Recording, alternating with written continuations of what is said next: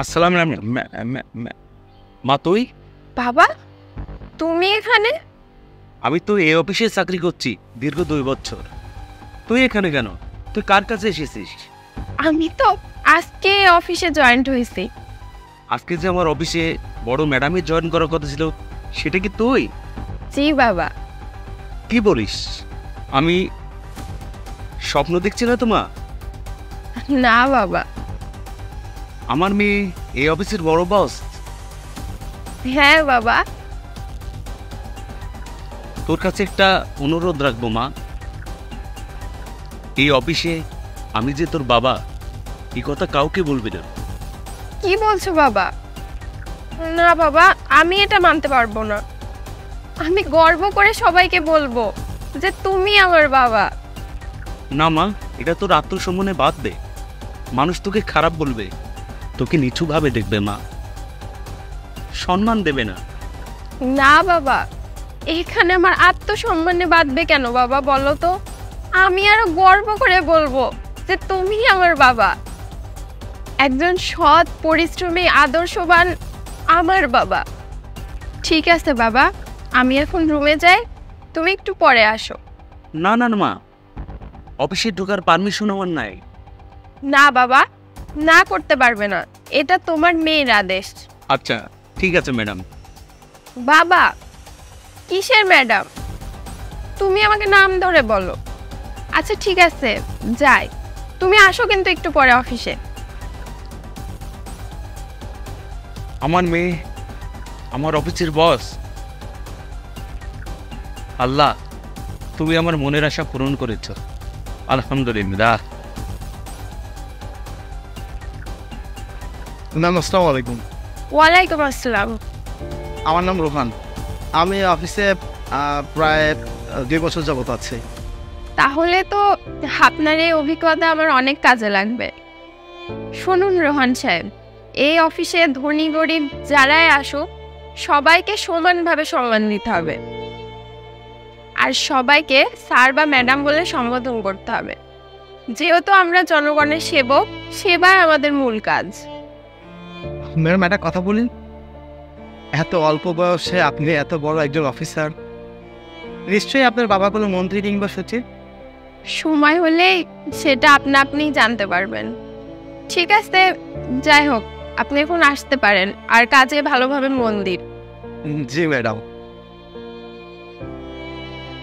এই এই তুই অফিসের মধ্যে কেন ঢুকে অনুমতি দিছস? তোর না অফিসের মধ্যে ঢোকা তোর নিষেধ। তুই দাঁড়ানো থেকে থাকবো, অফিসের ভিতরে কি করিস? স্যার আসলে এই এই একটা কথা বলা, হ্যাঁ কোনো কথা বলবে না, কোনো কথা বলবে না। তোর অফিসে ঢোকা নিষেধ। ম্যাডাম দেখছেন কত বড় বেয়াদবের বেয়াদব, ওর মধ্যে ছাড়া অফিসের মধ্যে ঢুকে যায়। এই দারোয়ানটা খুব বেয়াদব, ঠিক মতো কাজ করে না, অলস, ফাঁকি দেয়। এই হচ্ছে ম্যাডাম অফিসের মধ্যে সবচেয়ে বেয়াদব একটা লোক, যে কাজের সময় ঠিক মতো কাজ করে না, কাজ ফাঁকি দেয়, ঠিক মতো অফিসে আসে না। এই থামুন, আপনি জানেন উনি কে? হতে পারে উনি একটা দারোয়ান, কিন্তু উনি আমার বাবা। আচ্ছা, একটু আগে আপনাকে কি বললাম? প্রত্যেকটা পেশা এবং মানুষকে সম্মান করতে হবে। আজকে যদি উনি আমার বাবা না হতো, তাও আমি একই কথা বলতাম। আর ব্যবহার আপনার এমন কেন? আপনি ওনাকে তুই তুকারি করছেন কেন? আপনার থেকে ওনার বয়স তো অনেক বেশি, বরং উনি আপনার বাবা সমতুল্য। আপনাকে এখনই আমি এই ব্যবহারের জন্য ফায়ার করতে পারি, জানেন? না না না মা, এমন কোনো কাজ করিস না। লাস্ট একটা সুযোগ দে মা। স্যার, আপনি একটা কথা বললেন না আমি কাজে ফাঁকি দিই।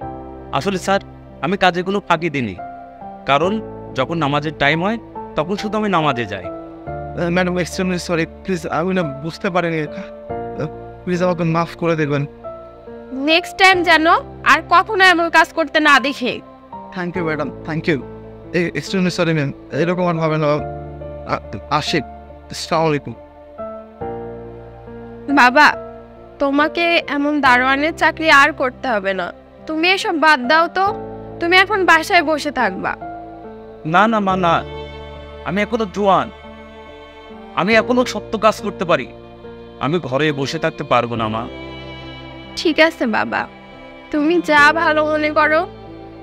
মা, আসলে আমি গর্বিত তোকে শিক্ষিত পড়তে পেরে। তোকে স্যালুট মা। প্রত্যেকটা দিন তুই লেট করে আসিস কেন? এত করে বলার পরেও তুই টাইম টু টাইম কেন আসতে পারিস না? তোকে আর কতদিন বলবো যে স্কুলে দেরি করে আসবি না? একের পর এক দেরি করে আসিস প্রত্যেক দিন। তোর কি একটু লজ্জা শরম নাই? দে।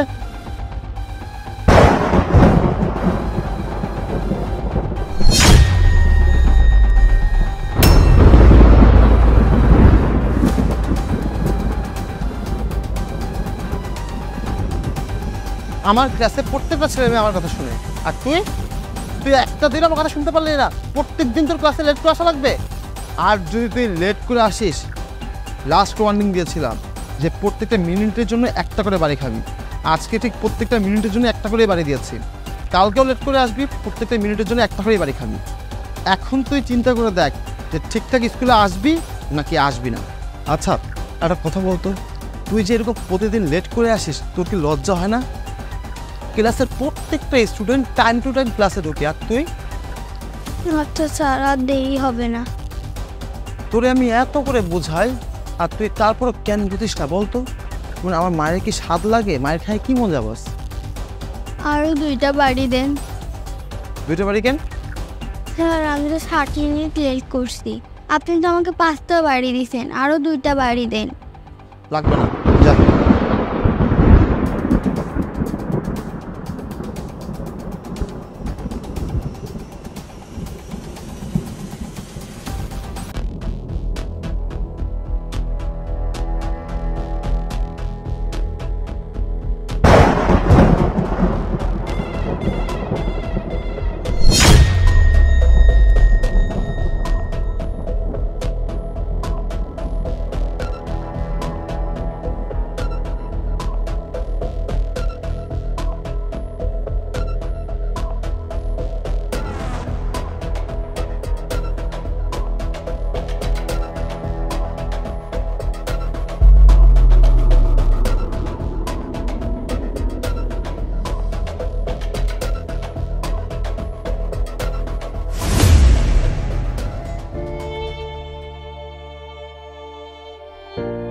না, আমি তোকে আর মারবো না। তোকে মেরে মেরে আসলে আমার পাপের বোঝাটা বেড়েই চলছে। তুই যে এত কষ্ট করে পড়াশোনা করিস, তোকে না দেখলে বুঝতেই পারতাম না। সকালবেলায় ঘুম থেকে উঠে মানুষের বাড়িতে বাড়িতে যে দুধ বিক্রি করে সময় মতো স্কুলে আসার চেষ্টা করিস। এত কষ্ট করে পড়াশোনা করে প্রতিটা বছর স্কুলের ফার্স্ট গার্ল হস। তোকে আমি কত মেরেছি, তুই চুপচাপ আমার মার খেয়েছিস। আসলে তোকে মেরে মেরে আমি আমার পাপের বোঝা দিন দিন আসলেই ভারী করছিল। শোন, আমি এই স্কুলে যতদিন আছি ততদিন এই স্কুলের দরজা তোর জন্য সব সময় খোলা।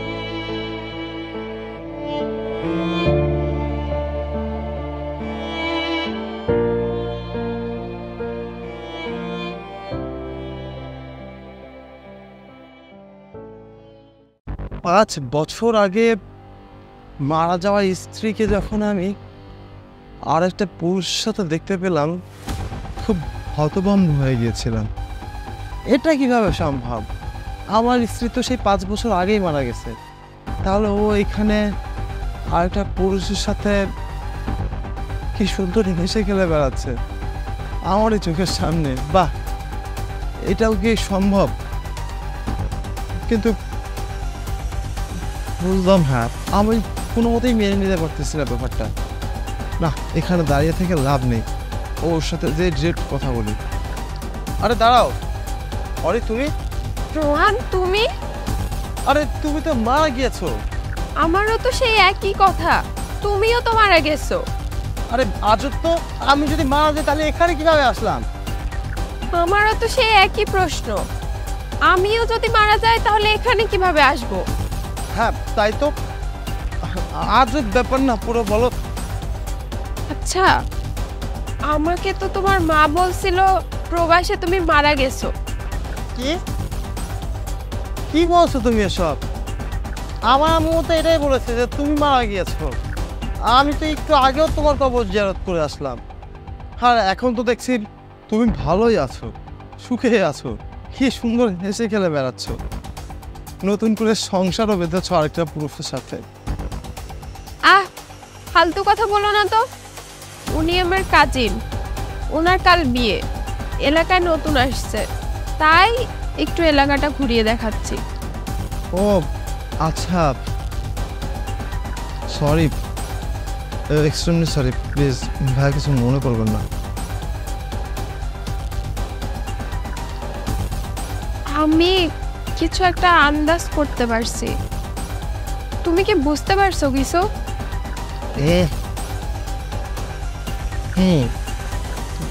কিছুটা। তোমার মা, মানে আমার শাশুড়ি মা, আমাকে তো একদম সহ্য করতে পারে না। আর সেজন্যই তোমাকে আর আমাকে আলাদা করার জন্য মিথ্যা নাটক সাজিয়েছে। রাইট। ভাইয়া একটা কথা বলি, প্লিজ কিছু মাইন্ড করবেন না। আসলে আমিও এখন অন্যত্র বিয়ে করিনি, আর ও এখন অন্য কোথাও বিয়ে করেনি। আর আমাদের মধ্যে যেহেতু ডিভোর্স হয়নি, তাহলে এখন পর্যন্ত আমি আর ও হচ্ছে স্বামী স্ত্রী। আমি একটু ওকে আমার বাসাতে নিয়ে যেতে চাই। হ্যাঁ ব্রো, বুঝতে পেরেছি। আপনারা যত তাড়াতাড়ি সম্ভব আপনাদের সমস্যার সমাধান করে দিন, এটাই ভালো হবে। আমি আসতেছি। হ্যাঁ, থ্যাংক ইউ ভাই, most thank you. It's okay bro. কতটা বছর তোমার থেকে আমার আলাদা করে রাখছে, কতটা বছর তোমার থেকে আমার আলাদা করে রাখছে, কতটা দিন তোমাকে দেখি না বলো তো। আজকে সত্যিটা বোঝা যাবে যে আসলে এই কাহিনীটার মূল রহস্যটা কি। চলো। কি বা খুব অবাক হচ্ছ? আচ্ছা, একটা কথা বলো না, যে কেন তুমি এত বড় একটা সত্য লুকালে? কি লাভ তোমার? ওকে দেখতে পারো না, সহ্য করতে পারো না, তাই তো বলতা ওকে আলাদা বাসায় রাখতাম। জন্ম মৃত্যু বিয়ে আল্লাহর হাতে, কেউ তো ঠেকাতে পারে না। আমাদের স্বামী স্ত্রীর সম্পর্ক তুমি কি আটকে রাখতে পারছো বলো? সেই তো আমরা এক হলাম। যাই হোক, যেহেতু তুমি মা, তোমার সম্মান তোমার জায়গায়, আমার স্ত্রী আমার স্ত্রীর সম্মান স্ত্রীর জায়গায়, তাই কাউকে ছোট করছি না। দেখ বাবা দেখ, কিছু মনে করিস না, আমাকে মাফ করে দে। আর না প্লিজ, কোনো ক্ষমা চেও না। আমি চাচ্ছি না তোমার সাথে সম্পর্ক নষ্ট করতে, আর আমি এটাও পারবো না আমার স্ত্রীর সাথে সম্পর্ক নষ্ট করতে। তাই যেহেতু তুমি ওকে পছন্দ করো না, সেহেতু আমরা দুজন আলাদা বাসায় আলাদা বাড়িতে থাকবো। দোয়া রাখো। আল্লাহ হাফেজ। আসে।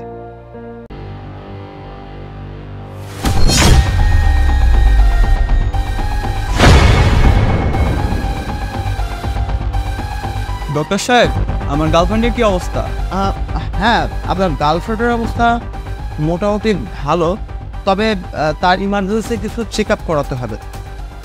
আপনি একটা কাজ করুন, একটু বাইরে যেয়ে বসুন, আমি তার কিছু চেক আপ করাই। বাইরে গিয়ে বসবো মানে? ও তো আমার গার্লফ্রেন্ড, আমি বাইরে গিয়ে কেন বলবো? এখানে থাকলে সমস্যা কি? আশ্চর্য ব্যাপার, ডাক্তার আপনি না আমি? আপনার রোগীকে কীভাবে চেক আপ করাতে হবে সেটা আমি ভালো করে জানি। সুতরাং আপনি বেশি কথা না বলে প্লিজ বাইরে যেয়ে বসুন, আমাকে আমার দায়িত্ব পালন করতে দিন। আমার চেক আপ শেষ হলে আমি ডাক্তার আপনার। আরে আপনাকে যেতে বসে আপনি যান। এই, আমি বাইরে গিয়ে বসছি। কি সমস্যা আপনার বলুন তো? ডাক্তার, আপনি আমার সাথে যাকে দেখছেন ও হচ্ছে আমার বয়ফ্রেন্ড। ওর সাথে আমার ফেসবুকে পরিচয় হয়। ও হচ্ছে একজন ফ্যাশন ডিজাইনার, ফটোগ্রাফারও। কথা বলতে বলতে আমাদের রিলেশন হয়ে যায়। আমাদের সম্পর্ক ভালোই চলছিল, আমরা একসাথে এক বাসাতেই থাকি। কিন্তু কিছুদিন হলো ও আমাকে খুব নির্যাতন করে, অনেক মারধর করে। গতকালকে তো আমাকে প্রচুর মারধর করছে। করে এখন নিজেই ডাক্তারের কাছে আজকে নিয়ে এসছে। আচ্ছা আমি একটা কাজ করি, পুলিশে কল দিই, পুলিশ আসলে ওই বেটাকে ঠিক সাহায্য করা যাবে। না ডাক্তার, আপনি পুলিশকে কল করেন না, আপনি একটু আমাকে হেল্প করুন, এখান থেকে একটু পালানোর ব্যবস্থা করে দেন, তাই হবে। পালানোর ব্যবস্থা না? আচ্ছা শুনুন, একটা কাজ করুন, আপনি আমার অ্যাফোনটা বলুন, আমি আমার অ্যাফোনটা আপনাকে খুলে দিচ্ছি, আপনি আমার অ্যাফোন করে বেরিয়ে যান, উনি টিপ পাবে না। ঠিক আছে। হ্যাঁ ওকে, এই অ্যাফোনটা আপনি এখন পরে নেবেন, আর আপনাকে একটা মাস্ক দিচ্ছি, মাস্কটাও পরবেন, তারপর আপনাকে বুদ্ধি শিখিয়ে দিচ্ছি। তাহলে এই ফাইলটা নিয়ে বের হবেন, যদি কিছু জিজ্ঞাসা করা তাহলে বলবেন বিজি। আপনাকে যে কি বলে ধন্যবাদ দিব? হ্যাঁ না, ধন্যবাদ দেওয়ার কিছু নেই, আমরা তো মানুষের সেবায় সবসময় নিয়োজিত থাকি। আপনার হ্যাঁ এতটুকু উপকার করলাম, আসুন। ও আপনি মাস্কটা নিয়ে যেতে ভুলে যাচ্ছেন, প্লিজ মাস্কটা পরে যান। আর আপনার বয়সগুলোর সাথে আগে কথা বলে গেছে। আসে। ওকে।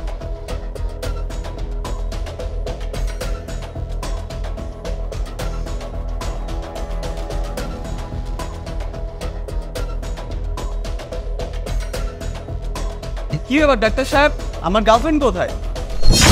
আপনার গার্লফ্রেন্ড মানে সেটা আমি কি করে বলবো? আপনি কিভাবে বললেন? মানে আপনার কাছে তো রেখে গেলাম। হ্যাঁ আপনার গার্লফ্রেন্ড তো চলে গিয়েছে। কোথায় গেল? আমি তো দেখলাম না। আরে আপনার গার্লফ্রেন্ড কোথায় গিয়েছে সেটা আমি কিভাবে বলবো? এদিক দিয়ে তো বের হয়ে গেল। এই ডাক্তার, আমার গার্লফ্রেন্ড কোথায় সত্যি করে বল। আপনারা পড়া ধরছেন কোন সাহসে? আচ্ছা শুনুন, আপনার গার্লফ্রেন্ড আমাকে সব বলেছে, আপনি আপনার গার্লফ্রেন্ডের গায়ে হাত তোলেন। আপনি কেমন পুরুষ যে একজন ছেলে হয়ে একজন নারীর শরীরে হাত দেন, তাকে মেরে রক্তাক্ত করেছেন, জখম বানিয়েছেন শরীরে। শুনুন, এখান থেকে চুপচাপ বের হয়ে যায়। এমনিতে আপনি আমার কলার ধরেছেন, আমি ইচ্ছা করলে এখন আপনাকে অপমান করে সিকিউরিটি ডেকে ধাক্কা দিয়ে করে দিতে পারি, কিন্তু সেটা করলাম না। কিন্তু বেশি বাড়াবাড়ি করলে আমি কিন্তু বাড়তি অ্যাকশন নিতে বাধ্য হব। দেখেন ডাক্তার, আপনি কিন্তু খুব বাড়াবাড়ি করছেন। বেশি বাড়াবাড়ি আমি না, আপনি করছেন।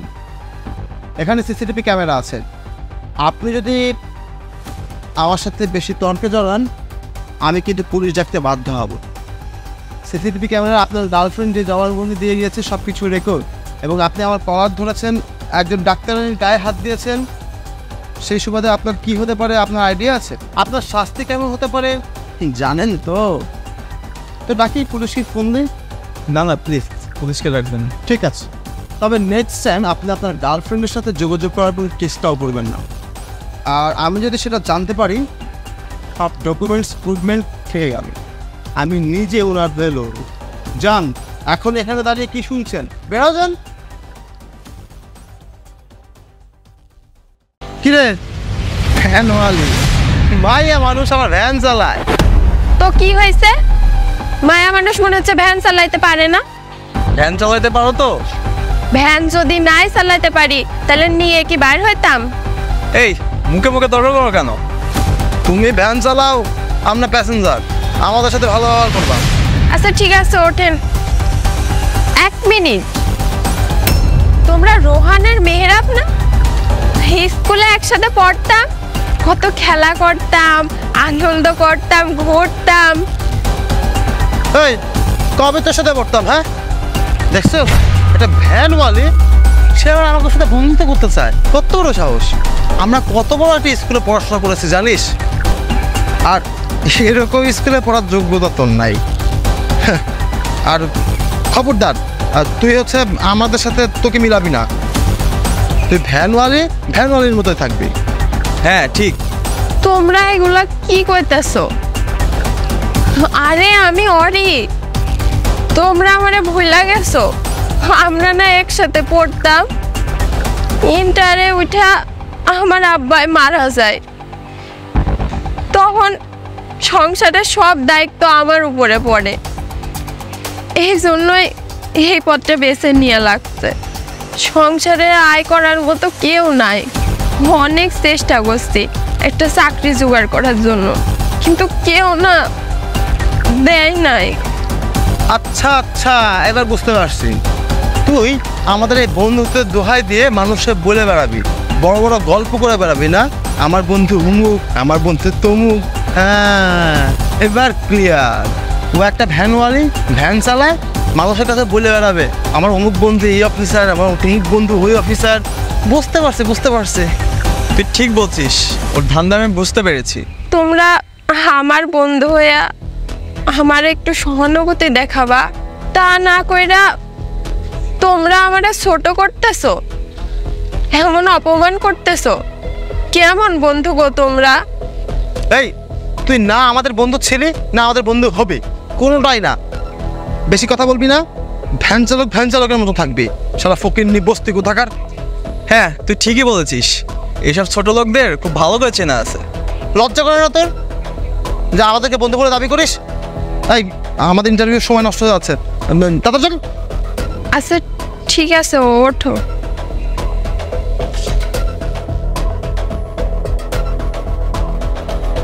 আসসালামু আলাইকুম, আসবো? আপনাদের ইন্টারভিউ হয়ে গেছে। কি আমাদের ইন্টারভিউ হয়ে গেছে মানে? আমরা তো ইন্টারভিউ দিলামই না। হ্যাঁ, এই তুই এখানে কি করিস? এই এই ভ্যানওয়ালির কত বড় সাহস, তুই একটা অফিসের চেয়ারে এসে বসছিস? হ্যাঁ হ্যাঁ, বলছিলাম না এই ভ্যানওয়ালি হচ্ছে খুব খারাপ। এ আসলে কোনো একটা কারণে নিশ্চয়ই আমাদের নাম ভাঙিয়ে কোম্পানিতে চাকরি নেওয়ার জন্য আসছে। হ্যাঁ, কত বড় বেয়াদবের বেয়াদব। এই সর, এখান থেকে সর, ওর আমাদের ফলো করতে করতে চলে আসছে এখানে, ওর কত বড় সাহস। এখান থেকে ওর, খবরদার, তোর জন্য যদি আমাদের মান সম্মান নষ্ট হয় তাহলে কিন্তু তোর খবরে কষ্ট আছে। ফর ইওর কাইন্ড ইনফরমেশন, আমি কোনো ভ্যানওয়ালি না। তোমরা যেই কোম্পানিতে চাকরি নিতে আসছো আমি সেই কোম্পানির ওনার। ওনার? এই ওনার বানানটা জানিস তো? তো চেহারাটা আয়নায় একবার দেখ, তুই কি ওনার হওয়ার যোগ্যতা রাখিস বল? এসব ফাজলামি না করে এখান থেকে ওঠ। OWNER, ঠিক আছে না? আর কি জানি বললা, ওনারের চেহারা দেখছি কিনা? ওনারের চেহারা প্রতিদিন আমি আয়নাতে একবার করে দেখি। আরেকটা কথা, আমি যদি ওনার নাই হইতাম তাহলে এই চেয়ারে বসে থাকতাম না। তাই তো, ও যদি কোম্পানি ওনারই না হতো তাহলে তো এই চেয়ারে বসতে পারতো না, আর অফিসের সিকিউরিটি গার্ডও তো এখানে ঢুকতে দিত না ওকে। দেখ অরিত, আমরা তো বন্ধু তাই না? আমরা তো ছোটবেলার বন্ধু না, আমরা একসাথে পড়াশোনা করেছি, ছোটবেলা থেকে কত খেলাধুলা করেছি। হ্যাঁ, কত স্মৃতি আমাদের। আমরা সব বন্ধু বন্ধু ফ্রেন্ড, আমরা ফ্রেন্ডে একসাথে চাকরি করবো, তুই থাকলে একটা ভালো কিছু করতে পার। স্টপ। তোমাদের মুখে না ফ্রেন্ড শব্দটা মানায় না। তোমরা ফ্রেন্ড কথাটা বলে ফ্রেন্ড শব্দটাকে অসম্মান করো না। এতক্ষণ জানি কি বলছিলে? আমি ভ্যানওয়ালি, ফকিন্নির বাচ্চা, তোমাদের সাথে পড়ার যোগ্যতা রাখি না, এমনকি আমাকে ফ্রেন্ড হিসেবে পরিচয় দিতেও লজ্জা পাচ্ছিলে। আর এখন কি না? হ্যাঁ, তবে এটা সত্যি যে আমি গরিব ঘরের মেয়ে, অনেক কষ্ট করে পড়াশোনা করেছি, তাই আজকে এই পর্যায়ে। আমার মা বাড়িতে বাড়িতে কাজ করে বেড়াইছে, আমার বাবা রিক্সা চালাইতো। তোদের বাবা মা তো অনেক বড় লোক ছিল। তোরা আগেও ফুটানি করছিস, এখনো কিছু না করে ফুটানি করিস। কথায় আছে না, খালি কলসি বাজে বেশি। অনেক কষ্ট করে না মানুষ হয়েছি, আর এতক্ষণ তোদের সাথে যা চলছিল না, এটা আমার প্ল্যান ছিল। আর আমার ইন্টারভিউ নেওয়ার সিস্টেমটা এমন, আসলে আমি মানুষকে পরখ করে দেখি তারা মানুষকে কতখানি মূল্য দেয়। সিভিতে তো মন গড়া কত কিছুই লেখা যায় যে আমি নম্র, ভদ্র, বিনয়ী, কিন্তু আসলে সেটা না বাস্তবেই বোঝা যায় যে তার চরিত্রটা কেমন, সে মানুষের সাথে কেমন ব্যবহার করে। এটা দেখার জন্যই তো আমি তোদেরকে পরীক্ষা করেছিলাম, আর তোরা পরীক্ষায় খুব বাজেভাবে ফেল করেছিস। আরেকটা কথা, আমাদের কোম্পানির জন্য একটা ভালো মনের মানুষ দরকার, যে মানুষকে মানুষ হিসেবে বিবেচনা করবে, মানুষকে সম্মান করবে, সমাজের সবাইকে এমনকি নিম্ন স্তরের মানুষদেরও সমান চোখে দেখবে। কিন্তু তোদের মধ্যে বিন্দু পরিমাণও না সে আচরণটা নাই। তোরা রিজেক্ট। কখনো না কাউকে ছোট করিস না, আমরা সবাই মানুষ। Get lost.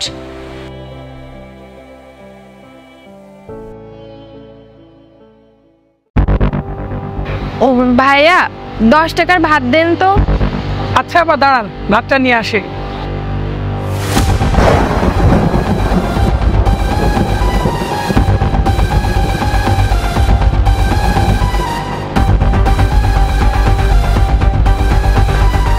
রফিক, এই মেয়ে কি প্রতিদিনই 10 টাকা করে ভাত নিয়ে যায়?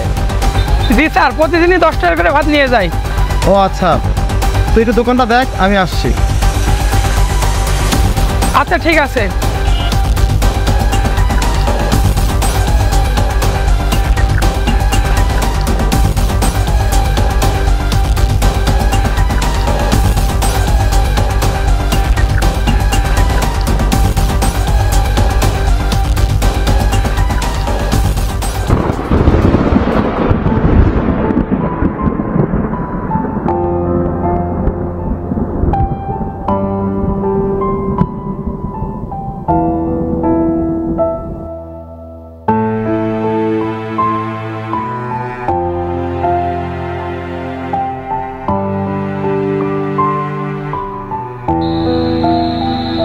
আপু, আমি তো আপনার সাথে কথা বলতে চেয়েছিলাম।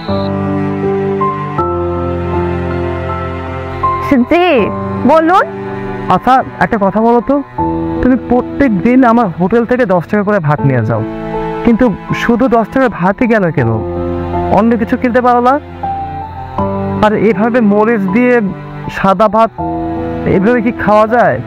আসলে ভাইয়া, আমার বাবা মা কেউ বেঁচে নেই, আমি এতিম। আমি এই যে 2-1টা বাড়িতে টিউশনি করায়, ছোট ছোট বাচ্চাদের পড়ায় কয়টা টাকা পায়, তাই দিয়েই চলি। আমার তো থাকার জায়গাও নাই। ওর বাসায় একটু জায়গা পাইলে, মাথা ঝোঁকার ঠাঁই পাইলেই শুয়ে পড়ি। আচ্ছা বোন, আমার না তোমার কথা শুনে খুব খারাপ লাগলো। আসলে আমার হোটেলে না প্রায় প্রত্যেক দিনই 2 বেলা করে ভাত বেঁচে যায়। তুমি যে খেয়ে আসো, আমার কোনো সমস্যা নেই, টাকা দিতে হবে না। সরি ভাইয়া, আমারে মাফ করবেন। আমি ফ্রিতে কোনো কিছু নিয়েই না। আল্লাহ আমারে যেমনে চলায় আমি অমনেই চলি, কারো দয়ার পাত্রী হইতে চাই না। আচ্ছা ঠিক আছে, সমস্যা নেই। তবে একটা কথা কি জানো, ঢাকা শহরে না আমার আরও 4-5টা হোটেল আছে। আমি না একা সব দায়িত্ব সামলে উঠতে পারছি না। যদি তুমি হোটেলগুলোর দায়িত্ব নিতে, আমার হয়ে কাজ করতে, সেই বিনিময়ে তোমাকে থাকতে দিতাম, খেতে দিতাম, এই সুযোগটা কি তুমি নিবে? এতে তো আপত্তি থাকার কোনো কথা না। এইটা তো খুব ভালো প্রস্তাব। আমি আপনার হোটেলে কাজ কইরা বেতন নিয়ে তারপরে ভালো মতো থাকবো, ভালো মতো খাবো। থ্যাংক ইউ বই, তুমি আমার কাছ থেকে অনেক বড় একটা বোঝা না, মানে আশা করি তোমার জন্য এবার আমার হোটেলটা অনেক ভালো চলবে। ভাই সত্যি আপনার মতো মানুষ হয় না। সবাই এই দুনিয়ায় স্বার্থপর, কেউ কাজও দেয় না, বরং আরো খারাপ প্রস্তাব দেয়। আর আপনি এইভাবে আমাদের সাহায্য করতেছেন। আপনার মতো যদি সবাই হতো না, দুনিয়ার মানচিত্রই বদলে যেত। আপনাকে স্যালুট। তোমার মতো মেয়ে হয় না বোন, বর্তমান যুগে তেমন পাওয়াই যায় না। তুমি যেভাবে শ্রম দিচ্ছ, টিউশনি করাচ্ছ, একজন ভালো মেয়ে হয়ে এখনো এই সমাজের বুকের টিকে আছো, তোমাকে আমার পক্ষ থেকে স্যালুট। তুমি তোমার বোনেরই মতো, আজকে থেকে আমার কাছে থাকো। চলো।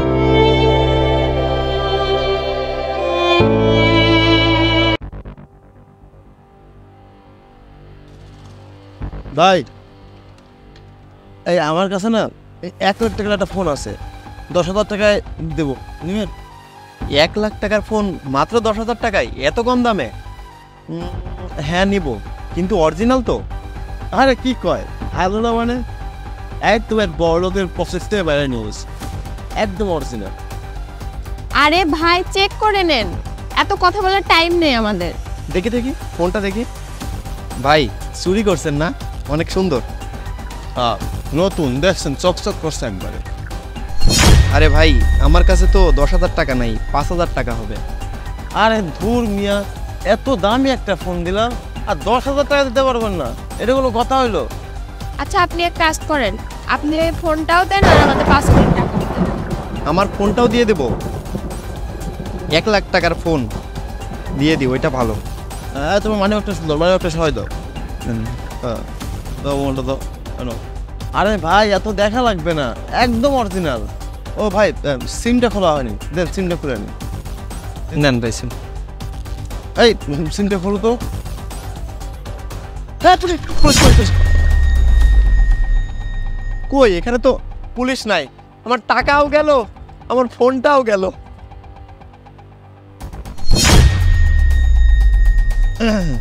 এই যে আপনার ফোন। হ্যাঁ, এটা আমারই তো ফোন, আপনি কোথায় পেলেন? ফোনটা যখন চুরি হয় তখন আমরা দূর থেকে দাঁড়িয়ে সবটাই দেখি।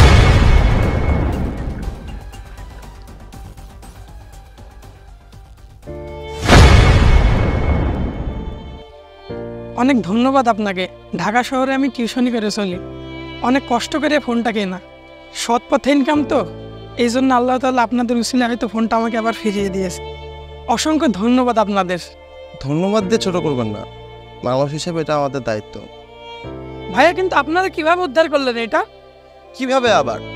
চোরের উপর বাটপারি করে, ওর কাছ থেকে উল্টো আরো 5,000 টাকা নিয়েছি আমরা। ভাই, এই আমার কাছে না 1 লাখ টাকার একটা ফোন আছে, 10,000 টাকায় দেবো, নিবেন? 1 লাখ টাকার ফোন মাত্র 10,000 টাকায়, এত কম দামে? হ্যাঁ নিব, কিন্তু অরিজিনাল তো?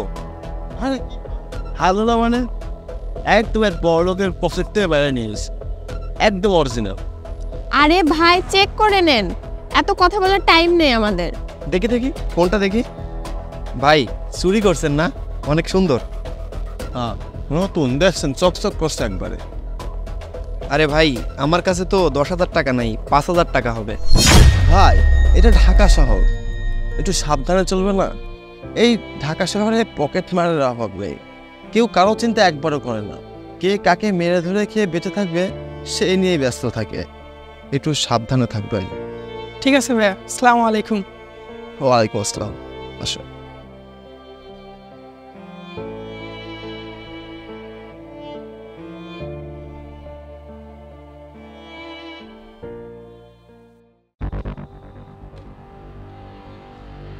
স্যার, আসতে পারি? কি ব্যাপার, আপনাকে অফিসে ঢুকতে দিচ্ছে কে? স্যার, আমার একটা ইন্টারভিউ ছিল। ইন্টারভিউ? আপনাকে কি বলছে যে এখানে ইন্টারভিউ হচ্ছে? স্যার, আমি অ্যাপয়েন্টমেন্ট দিয়ে রেখেছিলাম। ওকে, আসুন, বসুন। দেখি আপনার সিভিটা দিন তো। জি স্যার, এই যে সিভি।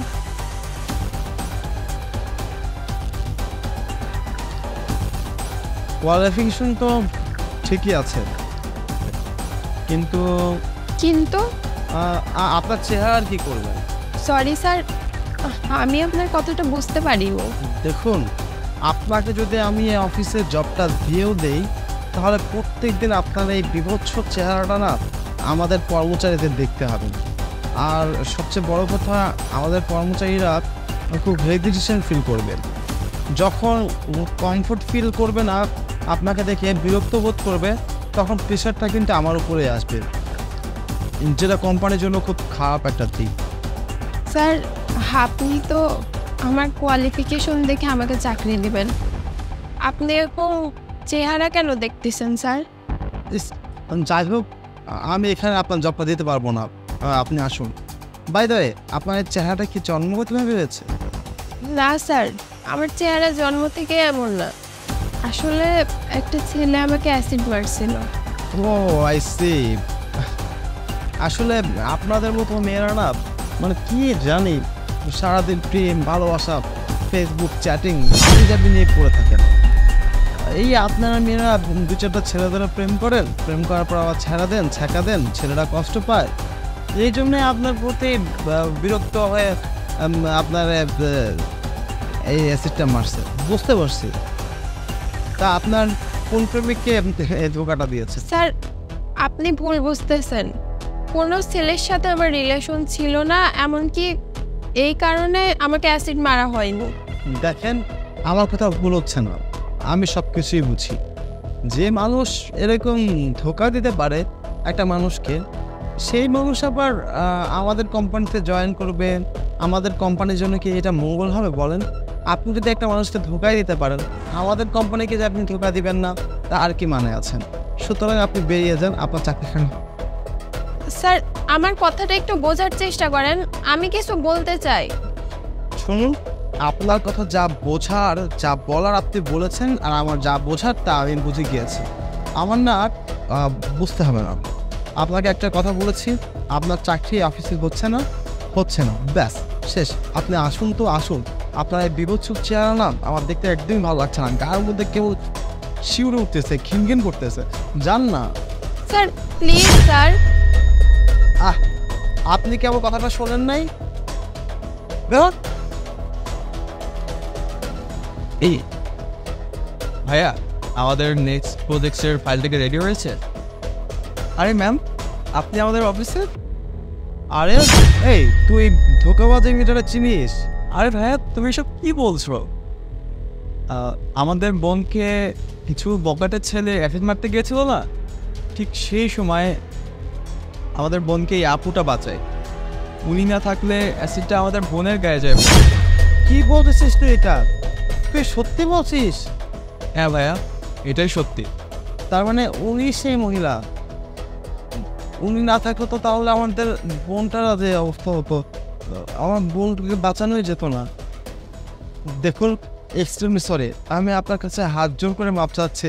আমি না বুঝতে পারিনি, আমাকে প্লিজ ক্ষমা করে দেবেন। আমি কত বড় একটা ভুল করে ফেলেছি, এটা আমার করা একদমই উচিত হয়নি।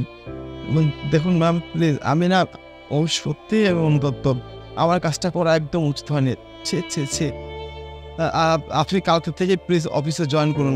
আমি আপনার চাকরিটা হয়ে গিয়েছে, আমি আপনাকে চাকরিটা দিয়ে দিলাম। না না, আপনি আমাকে সরি কেন বলতেছেন? আসলে জবটা করার ইচ্ছা আর আমার নাই, আমি আর জবটা করতে যাচ্ছি না। আমার জব করার ইচ্ছা শক্তি সবই নষ্ট হয়ে গেছে। এখন থেকে না, আমি আমার চেহারার দিকে সবসময় ফোকাস দিব, কারণ চেহারার যে এত মূল্য সেটা আপনার কাছে না আসলে কখনোই জানতে পারতাম না। এই সার্টিফিকেট কোয়ালিফিকেশন কোনো কিছুরই কোনো মূল্য নাই। যাই হোক, আপনাদের কাছে না আসলে হয়তো জানতেই পারতাম না যে জীবনটা কত কঠিন। আর এমন দয়া করে আমাকে কোনো চাকরি দেওয়ার দরকার নাই, আমার এত দয়া মায়া পছন্দ না। আরে না, প্লিজ এরকম মনে করবেন না, আপনাকে তো হাত জোর করে রিকোয়েস্ট করলাম, আপনি প্লিজ আমাদের এই চাকরিটাতে জয়েন করুন। আমি সারা জীবন আপনার কাছে ঋণী থাকবো। ঠিক আছে, জবের অফার করার জন্য আপনাকে অনেক ধন্যবাদ, আমি ভেবে দেখব।